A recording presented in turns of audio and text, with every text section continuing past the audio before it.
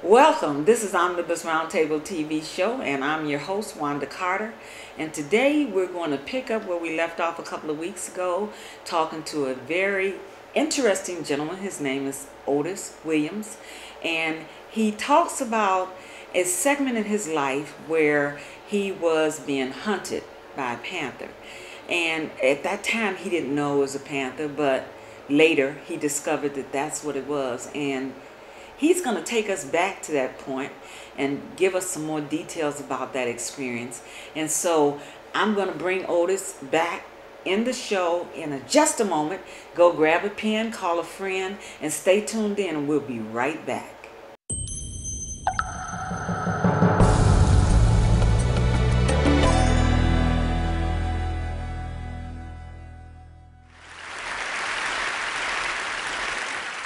Why bother? The game is rigged. My vote won't count. The choices are terrible.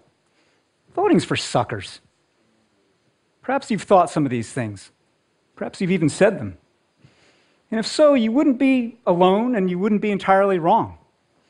The game of public policy today is rigged in many ways. How else would more than half of federal tax breaks flow up to the wealthiest 5% of Americans? And our choices indeed are often terrible. For many people across the political spectrum, Exhibit A is the 2016 presidential election. But in any year, you can look up and down the ballot and find plenty to be uninspired about. But in spite of all this, I still believe voting matters. And crazy as it may sound, I believe we can revive the joy of voting. Today, I want to talk about how we can do that and why. There used to be a time in American history when voting was fun, when it was much more than just a grim duty to show up at the polls. That time is called most of American history. From the Revolution to the Civil Rights era, the United States had a vibrant, robustly participatory and raucous culture of voting. It was street theater, open-air debates, fasting and feasting and toasting, parades and bonfires. During the 19th century, immigrants and urban political machines helped fuel this culture of voting. And that culture grew with each successive wave of new voters. During Reconstruction, when new African-American voters, new African-American citizens began to exercise their power, they celebrated in jubilee parades that connected emancipation with their newfound right to vote. A few decades later, the suffragettes brought a spirit of theatricality to their fight, marching together in white dresses as they claimed the franchise. And the Civil Rights Movement, which sought to redeem the promise of equal citizenship that had been betrayed by Jim Crow, put voting right at the center. From Freedom Summer to the March in Selma, that generation of activists knew that voting matters. And they knew that spectacle and the performance of power is key to actually claiming power. But it's been over a half century since Selma and the Voting Rights Act. And in the decades since, this face-to-face culture of voting has just about disappeared. It's been killed by television and then the internet. The couch has replaced the commons. Screens have made citizens into spectators. And while it's nice to share political memes on social media, that's a rather quiet kind of citizenship. It's what the sociologist Sherry Turkle calls being alone together. What we need today is an electoral culture that is about being together, in person, in loud and passionate ways, so that instead of being eat your vegetables or do your duty, voting can feel more like join the club, or better yet, join the party. Imagine if we had, across the country right now, in local places, but nationwide, a concerted effort to revive a face-to-face set of ways to engage and electioneer. Outdoor shows in which candidates and their causes are mocked and praised in broad satirical style. Soapbox speeches by citizens. Public debates held inside pubs. Streets filled with political art and handmade posters and murals. Battle of the Band concerts in which competing performers rep their candidates. Now, all of this may sound a little bit 18th century to you, but in fact, it doesn't have to be any more 18th century than, say, Broadway's Hamilton, which is to say vibrantly contemporary. And the fact is that all around the world today, millions of people are voting like this. In India, elections are colorful communal affairs. In Brazil, Election Day is a festive, carnival-type atmosphere. In Taiwan and Hong Kong, there is a spectacle, eye-popping, eye-grabbing spectacle to the street theater of elections. You might ask, well, here in America, who has time for this? And I would tell you that the average American watches 5 hours of television a day. You might ask, who has the motivation? And I'll tell you, any citizen who wants to be seen and heard, not as a prop, not as a talking point, but as a participant, as a creator. Well, how might we make this happen? Simply by making it happen. That's why a group of colleagues and I launched a new project called The Joy of Voting. In 4 cities across the United States, Philadelphia, Miami, Akron, Ohio, and Wichita, Kansas, we've gathered together artists and activists, educators, political folks, neighbors, everyday citizens to come together and create projects that can foster this culture of voting in a local way. In Miami, that means all-night parties with hot DJs where the only way to get in is to show that you're registered to vote. In Akron, it means political plays being performed in the bed of a flatbed truck that moves from neighborhood to neighborhood. In Philadelphia, it's a voting-themed scavenger hunt all throughout colonial Old Town. And in Wichita, it's making mixtapes and live graffiti art in the North End to get out the vote. There are 20 of these projects, and they are remarkable in their beauty and their diversity, and they are changing people. Let me tell you about a couple of them. In Miami, we commissioned an artist, a young artist named Atomico, to create some vivid and vibrant images for a new series of I voted stickers. But the thing is, Atomico had never voted. He wasn't even registered. So as he got to work on creating this artwork for these stickers, he also began to get over his sense of intimidation about politics. He got himself registered, and then he got educated about the upcoming primary election. And on election day, he was out there not just passing out stickers, but chatting up voters and encouraging people to vote and talking about the election with passersby.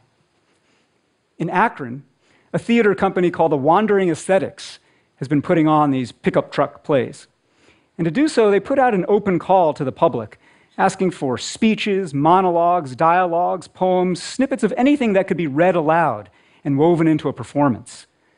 They got dozens of submissions. One of them was a poem written by 9 students in an ESL class, all of them Hispanic migrant workers from nearby Hartsville, Ohio. I want to read to you from this poem. It's called The Joy of Voting. I would like to vote for the first time because things are changing for Hispanics. I used to be afraid of ghosts. Now I'm afraid of people. There's more violence and racism. Voting can change this. The border wall is nothing. It's just a wall. The wall of shame is something. It's very important to vote so we can break down this wall of shame. I have passion in my heart. Voting gives me a voice and power. I can stand up and do something. The Joy of Voting project isn't just about joy. It's about this passion. It's about feeling and belief. And it isn't just our organization's work. All across this country right now, immigrants, young people, veterans, people of all different backgrounds are coming together to create this kind of passionate, joyful activity around elections. In red and blue states, in urban and rural communities, people of every political background. What they have in common is simply this: their work is rooted in place. Because remember, all citizenship is local. When politics becomes just a presidential election, we yell and we scream at our screens and then we collapse, exhausted. But when politics is about us and our neighbors and other people in our community coming together to create experiences of collective voice and imagination, then we begin to remember that this stuff matters. We begin to remember that this is the stuff of self-government. Which brings me back to where I began. Why bother? There's one way to answer this question. Voting matters because it is a self-fulfilling act of belief. It feeds the spirit of mutual interest that makes any society thrive. When we vote, even if it is in anger, we are part of a collective creative leap of faith. Voting helps us generate the very power that we wish we had.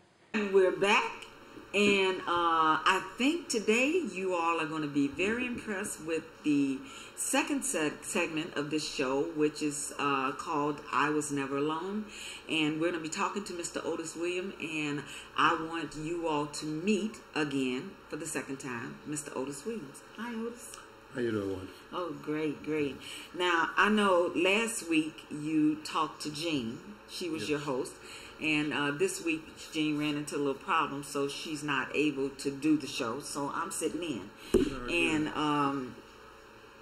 I thought that the first segment was so interesting that you talked about your experience in Sledge, Mississippi, and how you had, just to give the audience a little overview of what you talked about before, you went to see your girlfriend, and after you left there, it was dawn, and it was turning night, and then you crossed through a, what kind of field was that? Bean field. A bean field, a soybean field. Soybean, I love soybean. And it got dark, and you had no light, so you used the fingertips to feel your way through the bean field, and then you began to hear a sound, and the sound was from some type of, you didn't know what it was, but you thought it was a baby. No, I didn't. You didn't think it was a baby. I thought it was a baby, but I didn't really know what it was. Okay, and then so you went back to see, but then your mind said, "You're going the wrong way. You better turn around and go back the other way." And so you did. You followed that mind, and that's a good thing, because you might not have been here to tell us about this story if you hadn't done that. And then you went on across the bean field, and you fell under a... Actually, I fell into a ditch. A ditch? It was a drainage ditch. A drainage ditch, okay. Ditch. But it was a dry drainage ditch. Okay, and then you climbed your way out of it, and then you went on to the bridge that you were trying to get to, where there was light, and that's when you looked back, and you could see that something had been following you. Yes. Yes, I noticed, I barely caught the silhouette of something that like slithered down into the ditch that I had fell into. And it was huge, you know, it was like real lengthy. I couldn't really distinguish what it was, but I knew it was something bigger than me. Bigger than you? Yes. Oh, so I can imagine that after you saw that, then you realized you needed to pick up pace and get on home as fast as you could. So I'd like for you to pick up from that point and just kind of take us step by step through your journey so that we can see for ourselves what it was you experienced. Okay. After I had made it to the bridge, I was like in the center of the bridge, which is the highest point of the bridge. And there was lights on both sides. There was big, huge floodlights.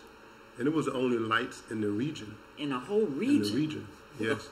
And animals, they're kind of afraid of the light. So I was at a cross point. I was wondering whether I should stay there in the light where I had some security in the light and wait for a vehicle or a truck something to come along and get a ride home. Okay. Or I was conflicted with the thought of it just being so whatever hungry that it would just forget about the light and just come and attack me. Ooh. So I had to make a choice whether to continue on across the bridge and to try to get home or to stay there and wait, you know, so. Now, how far was home from where you were at that point?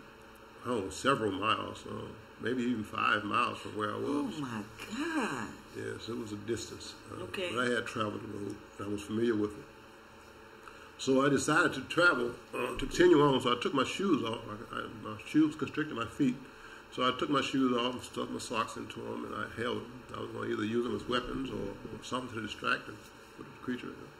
So I kept going, and I walked, and I walked, and I walked. I was afraid to run.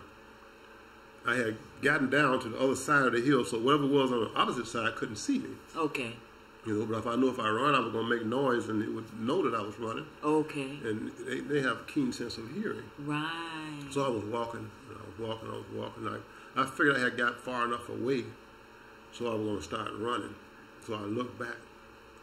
When I looked back, I saw the creature again up on the bridge this time. Oh. And it was like swaying from side to side as it walked. I could just see it. It was a huge creature. Take your time. I know. I became kind of fearful. I was just a kid myself. I was 11 years old at the time. 11 years old. Can you imagine that, audience? He was only 11 years old, and he's being hunted by this creature that he doesn't even know what it is. Today, he knows it was a panther, but back then, an 11-year-old kid, he had no clue what was following him. He just knew it was big, and it was black. Okay, Otis. So, I turned and I started to walk fast, and at this point I'm really kind of afraid. So I started to run, and I really couldn't distinguish the road because it was just that dark. You couldn't see the road. You couldn't even see your hands, could you? No, but I knew where the road was. I knew the direction that it was going, and it was basically only like one major turn. Otherwise, the road was going to be straight. Okay. And I was just waiting for that one turn. I was jogging, and I didn't make the turn there. I didn't turn with the road, so I jogged. I went out of alignment with the road, and I stepped on the side into the gravel area, and it made a large sound. And I guess I made a little noise too because it hurt my feet. Okay. In the sharp gravel, so I swerved back to the left, and I got back on the path. And the creature heard me when I got into the gravel, so it growled. Oh. And I heard it. It was a real high-pitched screeching sound. I had never heard that sound.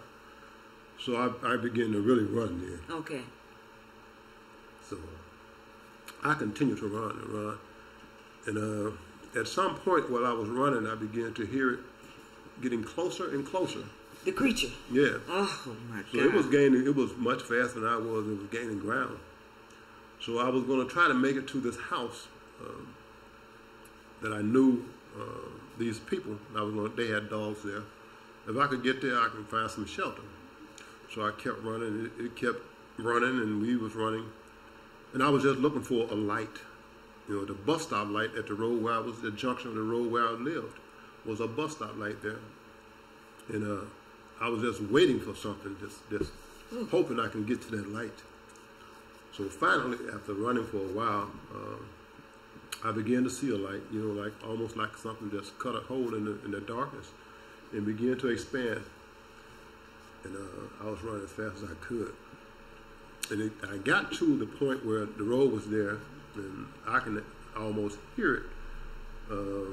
I thought maybe it was within not only a mile, but within maybe a half of a block or something. Oh, from you? Yeah, it had really gained on me. I was afraid to slow down, but I had to slow down in order to make the turn because it was a hard left turn.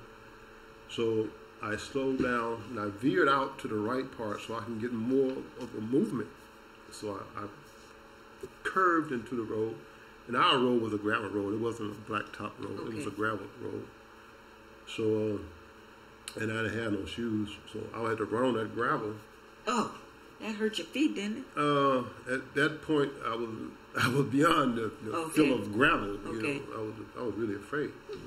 So I was running, and I was calling for my dog. I had called several times for my dog because this was the area that I had always left my dog, Red, and he would always be there whenever I got to that point. He would be there to help me, or to take me, walk home with me.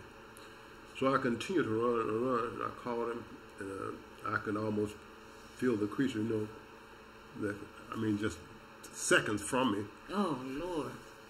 So I said, man, I could see the house. If I crossed a point, I could see the house come from around trees that we had. It was a hill that we played on as kids. I could see the house lights from where I wanted to go. So I had to make a right this time. But I wasn't going to slow down. I was going to make this right, or I wasn't. I didn't have time to slow down because. So I called off my dog again. and I tried to make the turn, but I couldn't turn because it was just too sharp, and I turned my ankle and I fell. Oh. So when I fell, I tumbled over a few times, and I just balled myself up and I died. And so I was just waiting for it to attack me, and just trying to protect my head, my neck and stuff, and maybe something I could get some help or something. But as I fell and balled it up and waited, and the only thing I heard was the sound of like a real clashing sound, like two bodies hitting together. And I had thought maybe they were red. Okay. The dog had finally came. And I just laid there and balled up, and I heard them fighting in the ditch, across the ditch into the field. And they fought, and it just went quiet. I can hear the cat's noise, I can hear the dog noise. And I stood up, I thought he had killed my dog. Oh my God. So I stood up and I balled my hands. And I was ready to fight. At this point, I was going to just lie there and die. Right. I was going to fight. So, and I feel something rub against me. And my hand, it was wet, and it was real furry. And I knew the tension just went out of my body. I knew that it wasn't an animal that was an enemy. I knew that it was my dog. But it wasn't the dog that I thought it was. It was Pup. Oh, Pup. Pup. Who was Pup? Now, Pup belonged to my sister, and he was sort of like the house dog or the land dog. He was a huge dog, and he sort of patrolled the parameter of the 40 acres that my father was a sharecropper, and he had 40 acres of land. Wow. And he had it's a crops, large area. 3 crops: corn, beans, and cotton. And every year he rotated the crops, but Pup knew the whole area. He just walked around, and he had heard me crying and calling for help. And he had attacked this animal. And, he had ripped his throat out. What?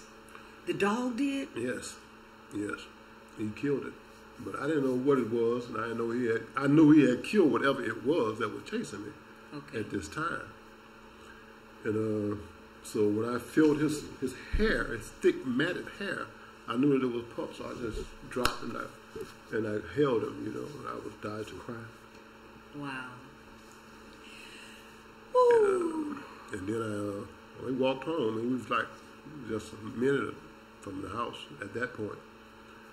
And with the last of my effort, I crawled up on the back porch and up to the screen door and just curled up and went to sleep. Wow. So Pup actually saved your life because that animal was about to attack you. Yes, it was going to attack me. It was right there at me. It was there. Oh, and where was Red? And well, I laid there on the porch, and I heard my mother ask my father, "Is that OC? Has he came home yet?" And my father came to the screen door and opened up the door and looked out, and he saw that I was against the screen door and Pup was on the other side of me. Okay. And I had went to sleep. I was going to sleep, brother. And he said, "Yes, he's here." So I slept, and the next morning I got up and I called Pup. And I went down to the river bed because it had occurred to me that he was where I had crossed the river, where I had told him to go. I told him to go back. Oh. I sent him back to where I had crossed the river. It was no longer our property. He was on the opposite side of our property, on the other side of the river. And that's where he was. Wow. So when I called him, when I got to the tree that had fell, I called his name out, and in a few seconds, he was up on the tree, and he ran down the tree across the river. Wow. And he was there, so he didn't know what had happened. He didn't know. He didn't have a nothing clue. about it. He was there, over there asleep by the log, waiting on me to come back. He had spent the night over there. Oh, wow. Oh, boy, that is such a story. That is such a story. And as you tell it, you are so dramatic because apparently you relive that whole situation every time you tell that story. And you know, it's so wonderful to know that you survived that, to tell the story, because maybe in your telling the story, somebody else will be saved. Some other child will realize that you shouldn't be out at night in Mississippi, in Sledge, Mississippi, you know, crossing the bean field, because there are animals that could harm you. What other kind of animals might you have been attacked by? Well, there are packs of wild dogs. Packs of wild dogs? Yeah, dogs just, for some reason, they get together and they become, you know, isolated from humans. Or for whatever reason, people move, animals, they form little groups. And like so, we do. Yes, they form little groups. They hunt in little groups. They got wild dogs. They have boars, wild boar hogs, and they have black bears, and also bobcats. And all these creatures are dangerous to children. I was never concerned about them because I was never by myself. I was never alone. I always, whenever I went out, I always went out with my dog. And so I never knew about these. I never actually saw them. Right. I had tales about them. People told me about them, but as a kid, you were fearless until you actually met these encounters, you know. Right. But otherwise, you know, I did what I wanted to do. And after we moved to the city, a few weeks, maybe a few days, and some farmers that my father knew, we stayed in contact with. Mr. Johnny Reed was the one that accepted our two dogs, and I guess he contacted my father and he told him about the panther that they had found, and it was an old panther. It was an old panther? Otherwise, he would have probably caught me. It was an Wow. old panther, and panthers, well, any wild animal, once they can't hunt their natural prey, they prey on something weaker. Oh. You know, and What's their natural prey?